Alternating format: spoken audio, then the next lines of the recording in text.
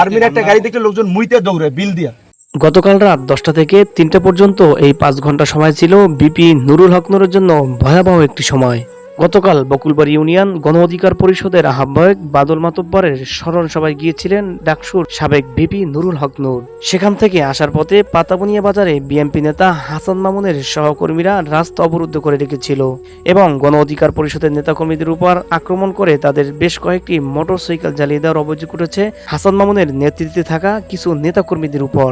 এই উত্তাল পরিস্থিতি নিয়ন্ত্রণে আনার জন্য কিছুক্ষণ পরে পুলিশ এবং সেনাবাহিনী ঘটনাস্থলে চলে আসে, কিন্তু তারা সেই সন্ত্রাসী বাহিনীদেরকে রাস্তা থেকে হটাতে ব্যর্থ হন, এরকম অভিযোগ তুলেছেন ডাকসুর সাবেক বিপি নুরুল হক নূর। নুরুল হক নূর তিনি আরো বলেন, আপনারা যদি বিএনপির কিছু সংখ্যক নেতাকর্মীদের নিয়ন্ত্রণ না আনতে পারেন তাহলে আপনারা কিভাবে দেশ চালাবেন?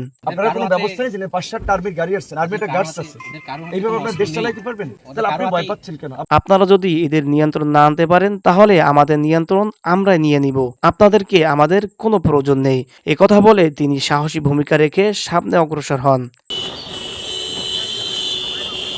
দর্শক, এই হলো আমাদের বাংলাদেশের পরিস্থিতি। এখন আপনারাই বলেন, এরকম যদি চলতে থাকে তাহলে আমরা যারা সাধারণ জনগণ আছি আমাদের নিরাপত্তা কে দিবে?